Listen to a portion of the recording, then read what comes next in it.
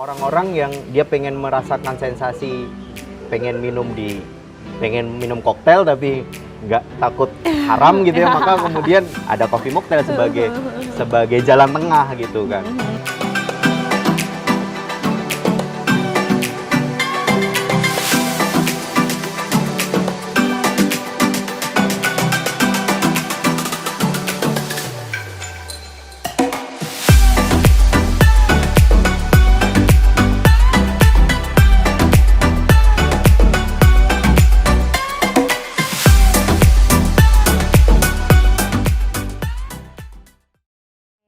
Hai Coffee Lovers, hari ini kita akan bincang-bincang mengenai kopi dan budaya. Tentu saja kembali bersama kita di Coffee Talks. Hari ini kita ditemani oleh Mas Renggo. Ya. Mungkin boleh cerita-cerita sedikit Mas Renggo tentang profilnya Mas Renggo.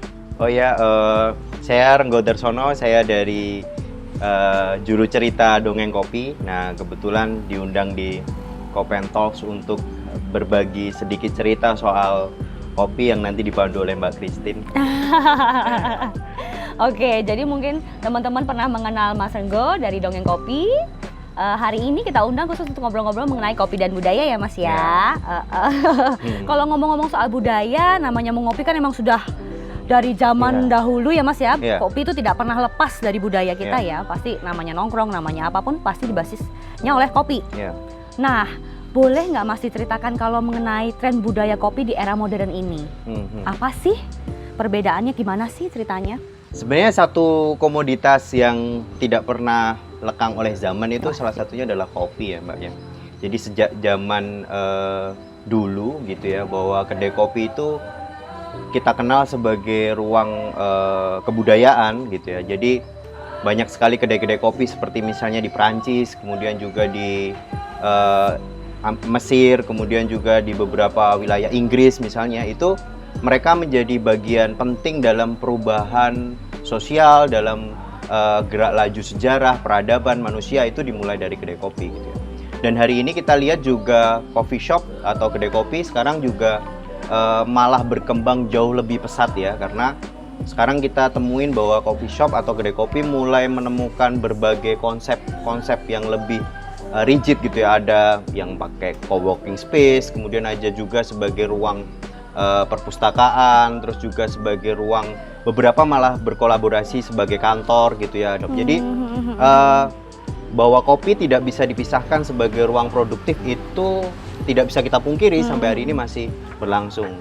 Kalau kita lihat misalnya di Amerika gitu ya, dulu transisi orang biasa minum bir gitu ya di abad 17 bergeser menjadi kopi, itu juga bagian dorongan bahwa orang-orang yang bekerja dia butuh asupan kafein supaya terjaga gitu ya, supaya mereka lebih produktif, baik produktif secara gagasan maupun secara produktif secara teknis begitu. Jadi kopi memang tidak bisa dijauhkan dari ruang kreativitas dan produktivitas. Oke, memang selalu bergerak dengan zaman ya. Artinya dia akan dinamis mengikuti kebutuhan pada saat itu. Bentuknya seperti apa kedai-kedai kopi tersebut ya Mas ya. Oke, nah awal mula munculnya era modern kopi ini ditandai dengan di mana nih Mas?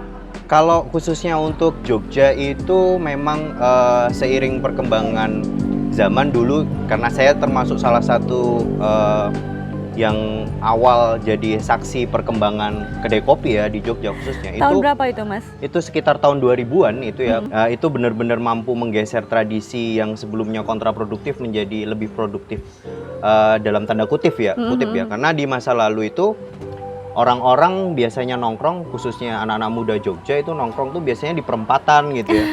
Perempatan, terus ada muncul lapen gitu ya. Jadi ada satu minuman tradisional alkohol gitu yang disajikan, dan kecenderungannya kemudian kalau orang setelah minum alkohol itu kan ada hal-hal yang negatif gitu kan ya. Seiring waktu perkembangan di Jogja itu mulai muncul beberapa kedai kopi yang menganut konsep kedai kopi Jawa Timur pesisir gitu. Jadi hanya kopi hitam terus ditambahkan susu gitu ya. Tidak ada proses-proses yang sangat rumit seperti sekarang misalnya kita temuin gitu kan, perkembangan menu gitu ya. Lalu di perjalanannya kemudian kita kenal perjalanan gelombang kopi itu kan sampai 3 gelombang ya di yang kita lihat misalnya di perjalanan sejarah kopi gitu ya. gelombang ketiga di Jogja khususnya itu masuk di sekitar tahun 2013 itu mulai masuk gitu ya. Ada beberapa orang yang kemudian membawa bahwa kopi ini harus lebih spesifik disajikan gitu ya. Dan kopi kemudian menemukan tempatnya, kemudian perlakuannya juga lebih khusus. Yang semula kita tidak tahu identitas kopi secara jelas gitu ya. Konsep-konsep gelombang kopi ketiga ini kemudian mengusung soal ketelusuran gitu ya, bahwa identitas yang lebih jelas, dari mana kopinya, siapa penanamnya, siapa prosesornya, lantas siapa yang kemudian memanggang gitu kan, sampai baristanya itu kemudian memperlakukan kopinya seperti apa, itu kemudian berkembang lebih masif di tahun 2012-an gitu ya. Tetapi yang menarik dari Jogja itu semuanya itu ada, dari representasi gelombang pertama yang hanya semata-mata mengasup kafein, kemudian gelombang kedua yang kemudian lebih spesifik ada pemilihan profil panggang gitu ya, dan gelombang ketiga yang dia mementingkan identitas ketelusuran dari hulu sampai ke hilir begitu. Dan era sekarang justru lebih spesifik lagi, ada perkembangan yang lebih masif adalah menu-menu yang kemudian dikembangkan dengan kombinasi beberapa bagian ya, misalnya kayak kita tahu mocktail yang itu adalah salah satunya adalah kombinasi kopi dengan beberapa campuran lain gitu, apakah ekstraksi buah, apakah fermentasi dan lain sebagainya begitu. Jadi kopi semakin kompleks dan orang-orang juga sekarang sudah mulai familiar gitu ya dengan kopi yang unik gitu ya, kopi-kopi yang levelnya specialty gitu. Dan ini satu hal yang menarik bagi pelaku kopi, karena di masa saya waktu pertama kali buka kedai Dongeng Kopi itu kami masih harus membangun pasar gitu ya. Tadi sepintas sempat ngobrol juga sama Mbak Christine, pernah buka sebuah kedai. Nah, saya rasa Mbak Christine juga bagian dari tim awal bagaimana kemudian kita memberikan edukasi kepada pasar yang pasar saat itu benar-benar belum matang, Mbak kan. Kalau sekarang kita bicara pasar kopi sudah sangat matang, luar biasa gitu ya. Orang sudah tidak perlu lagi menjelaskan bahwa ini kopi ini bagaimana pendekatannya, bagaimana kemudian prosesnya, bagaimana kemudian harus disuruh seperti apa. Karena customer sudah cukup bahkan memesannya secara rigid gitu ya. Saya mau pakai V60 dengan rasio sekian bla bla bla bla. Dan kita nggak sulit lagi, nggak seperti waktu pertama kali kami buka. Ketika pertama kali buka ya kami masih dikomplain, ini kopi basi mas gitu ya, ini kopinya terlalu asam gitu kan. Padahal ini Arabica specialty gitu.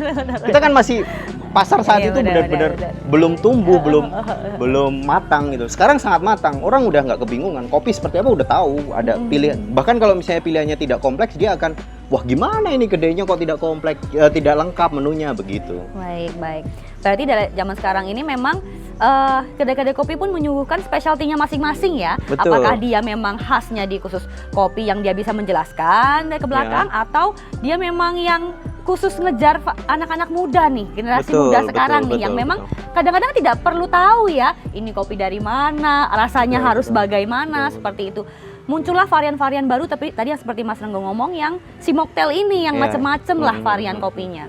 Apakah ini juga ada pergeseran nih Mas, dari seleranya yang harusnya condongnya dulunya apa, atau awal-awal kita kemarin awalnya apa, ke sekarang nih anak-anak nih, generasi muda ini, varian kopi ini seperti apa senangnya? Betul, jadi sebenarnya sekarang ini selain produk ya, tapi produk secara kualitas gitu ya, secara mutu, perkembangan sekarang orang juga sangat memperhatikan visual ya Mas ya. Jadi sajian-sajian yang kemudian muncul lewat mocktail ini kan lebih sangat enak dipandang gitu kan, dan kemudian kita bicara bahwa ada percampuran seni di situ, misalnya seni meracik minuman, seni menyajikan, seni bagaimana kemudian memberikan supaya menarik dipandang gitu kan, kemudian menggunakan aroma supaya lebih mengundang selera. Jadi perkembangannya kemudian lebih kompleks gitu ya. Kalau dulu ada satu pertentangan yang cukup besar antara alkohol dan kopi gitu ya.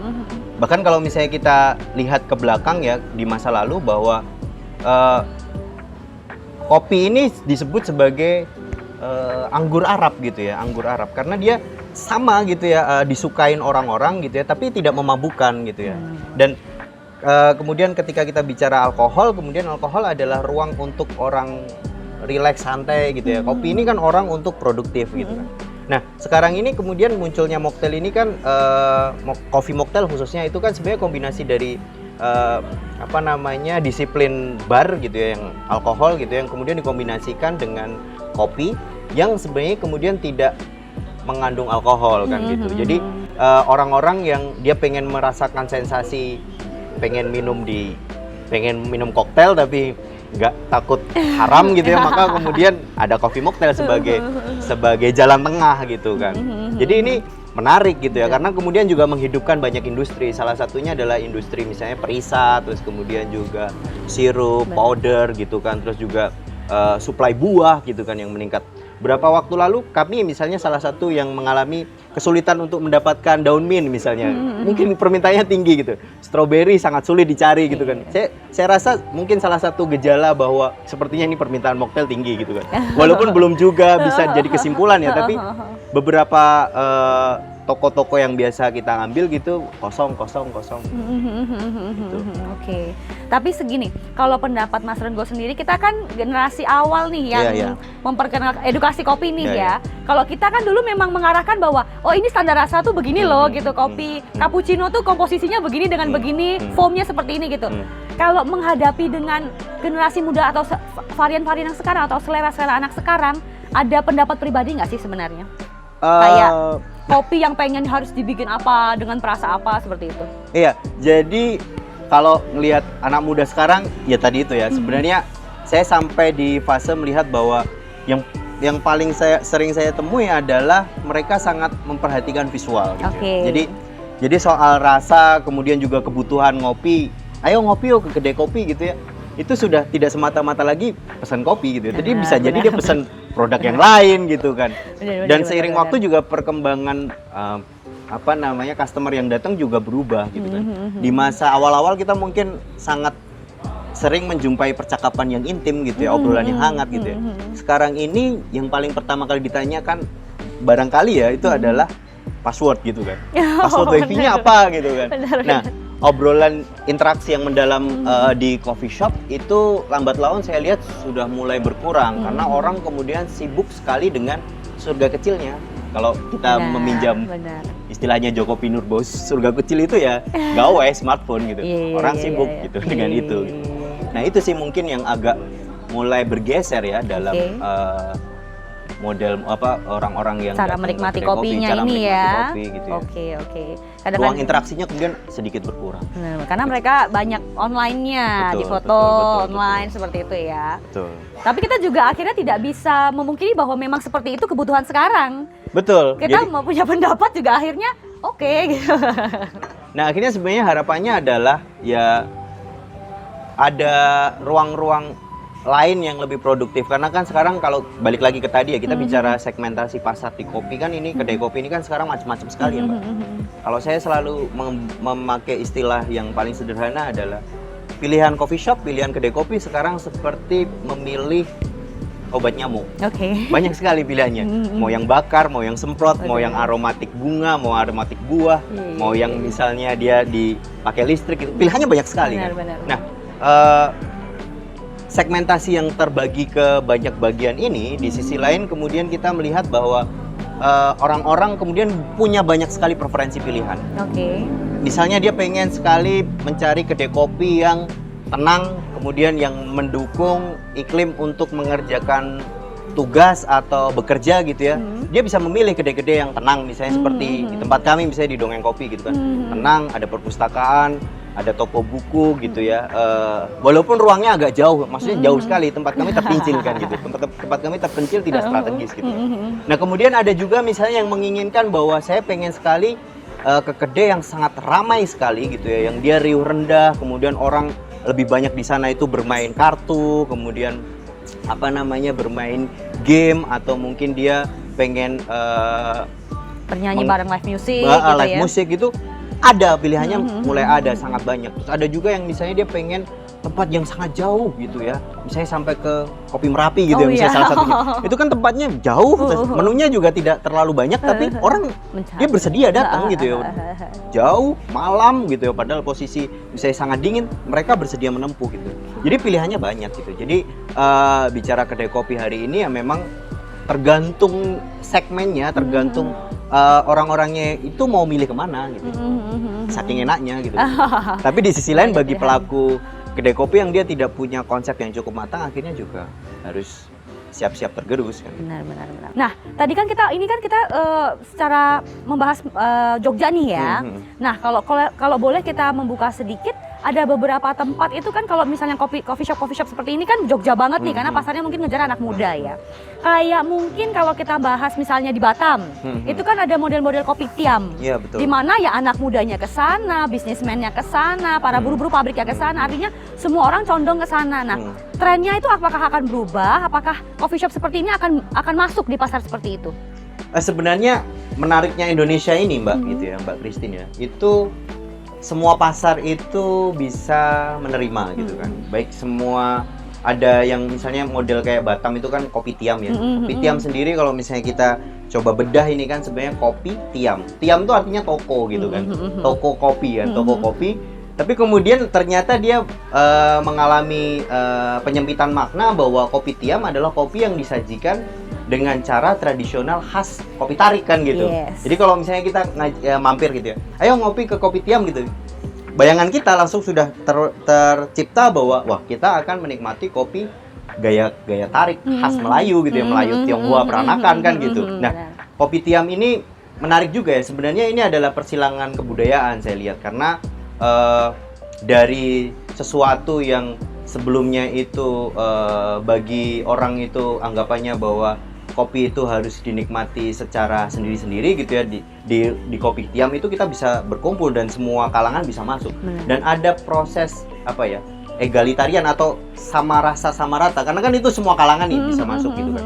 Nah, seharusnya kan model-model kopi seperti itu mudah-mudahan tidak hilang, karena itu ruang interaksi sosial yang benar-benar masih ada gitu ya kan. Tadi kita bicara misalnya ada segmentasi masing-masing kan, ada kedai kopi yang harganya sangat mahal sekali, jadi kelompok-kelompok dengan gaji pas-pasan UMR juga berpikir kan gitu, saya ngopi di sana ini jangan-jangan besok nggak cukup bulan kan gitu, misalnya seperti itu. Nah, kopi tiam ini sebenarnya menawarkan bahwa ya satu proses bahwa di ruang kopi tiam itu semua orang bisa masuk, semua orang bisa berinteraksi gitu. Dan itu memang mewakili semangat kedai kopi di masa lalu gitu ya. Bahkan kalau misalnya kita lihat di Inggris dulu ya, itu sebutan kedai kopi itu adalah penny university. Satu penny kita bisa mendapatkan banyak sekali pengetahuan dari orang-orang berinteraksi di dalamnya gitu.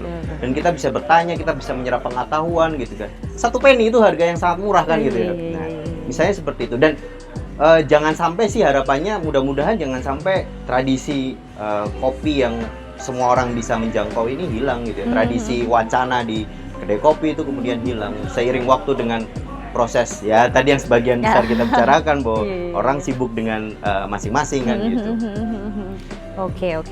Nah, tadi kita mengulik sedikit Batam, mempunyai budaya kopi yang sedikit berbeda, mewakili semangat masa lalu tetap.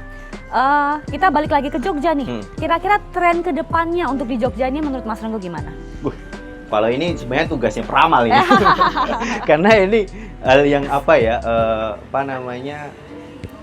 harus bisa prediksi berdasarkan data gitu dan lain sebagainya gitu ya. Tapi yang pasti sih kalau melihat perkembangan hari ini gitu ya, kedai kopi ke depan gitu ya, dan orang-orang yang semakin lama itu semakin ingin menanamkan investasi di kedai kopi, maka orang akan lama-lama itu orang akan menyaring dan memilih gitu ya. Kedai kopi mana yang akan menjadi tujuan, lalu menu-menu apa yang akan mereka pilih, mereka sukai, itu pasti juga seiring waktu juga nanti akan terseleksi sendiri sih Mbak ya. Dan soal misalnya tren minuman seperti apa ya, kalau hari ini kita bicara secara kecenderungan adalah mocktail yang paling kencang gitu, yang paling bagus penjualan. Walaupun sebenarnya masih juga sebagian seperti es kopi susu, terus juga boba masih cukup dominan juga ya, gitu kan. Ya karena pada dasarnya semua orang suka manis Mbak kayaknya kan gitu kan. Tapi menariknya tren kopi filter atau kopi specialty, kopi dengan kualitas terbaik juga lambat laun juga yang kemarin sempat diprediksi akan hilang tergerus oleh kopi susu gitu ya. Ini trennya sudah mulai naik lagi gitu ya. Jadi kalau pengalaman kami di kedai kami ini sudah ada orang-orang yang kembali datang gitu ya. Orang-orang yang kembali datang untuk menanyakan ada nggak single originnya, ada nggak kopi aneka golongan asal gitu ya. Jadi trennya juga sepertinya akan seiring, semua produk ini akan punya tempat di masing-masing pelanggan gitu ya. Selain juga kalau misalnya kita tahu bahwa sebenarnya kan kopi ini kan dia dibagi dalam 3 tingkatan ya Mbak ya. Yang pertama itu kan kopi specialty. Kopi specialty itu dia dengan kategori skornya itu dia di atas 80 kan gitu. Nah, kemudian kalau kopi premium itu dia antara 70 sampai 80. Nah, yang terakhir itu adalah kopi komersial yang dia itu skornya itu di bawah 70. Nah, dari masing-masing ini kan semuanya segmennya ada semua kan Mbak. Kita misalnya tahu ada kopi sobek atau kopi saset gitu ya, itu segmen kopi komersial gitu kan. Dan itu cukup luar biasa ya. Saya tahu ada satu Warmindo gitu ya. Warmindo yang dia punya jejaring luar biasa dan masif, penjualannya bagus gitu dan selalu rame gitu kan. Dan itu adalah representasi dari itu tadi kopi instan gitu. Yang kedua kemudian kita lihat misalnya kopi premium gitu ya. Kopi premium kita melihat juga cukup banyak gitu ya, kedai-kedai yang menyajikan kopi premium dengan kualitas kopi yang berada di tengah dengan harga yang berada di tengah juga cukup ramai. Kopi specialty juga demikian. Kopi specialty bahkan ada beberapa rumah sangrai yang dia itu ketika rilis satu kopi jagoan gitu ya, itu langsung berebut cepat, habis dalam tidak sampai 1 jam gitu. Artinya bahwa pasar di Indonesia kita bicara atau khususnya di Jogja ini kopi ini semuanya memiliki tempat di hati pelanggan. Oke. Gitu, Nah, Christine. berbicara dari kita ini pengusaha kopinya nih, anak-anak muda kan banyaknya melihat brand tentunya ya, tadi betul, visual betul, ya, betul, melihat betul, brand. betul. Kan banyak sekali gerai-gerai kopi yang membawa brand-brand yang besar-besar, Betul, brand-brand impor nih betul, gitu. betul. Apakah mereka juga akan stay ataukah mereka harus ikut dengan perubahan atau gimana nih Mas, menurut Mas? Atau kita bisa nih sebagai kopi-kopi indie, kopi-kopi pengusaha lokal nih kita bisa nih ngalahkan atau paling nggak lebih bernama nih? Ya, sebenarnya kunci kalau saya melihat ini sebenarnya pilihan Identitas. dari masing-masing kedai ya. Bahwa identitas, bahwa menjadi berbeda itu hal yang unik gitu ya. Kadang saya sempat membaca satu buku gitu ya, bahwa kadang itu yang membuat kita tidak sampai mana-mana itu adalah ketika kita tidak menjadi diri sendiri gitu ya. Kita tidak punya diferensiasi, kita tidak punya identitas, dan kita kecenderungannya selalu meniru yang sedang hype atau yang sedang tren gitu ya. Sehingga kita itu tidak sampai kemana-mana gitu ya. Yang terjadi kalau saya melihat gitu ya, bahwa banyak sekali kedai yang hari ini gulung tikar gitu ya. Sepertinya hampir setiap hari ya Mbak Christine kita dengar bahwa ada kedai yang buka gitu ya, tapi pada saat yang bersamaan ada yang tutup gitu ya, alat-alatnya dijual murah dan lain sebagainya. Biasanya informasinya sampai lah gitu kan. Nah, itu adalah bagian dari bahwa membangun identitas, membangun jati diri, menjadi diri sendiri itu penting gitu kan.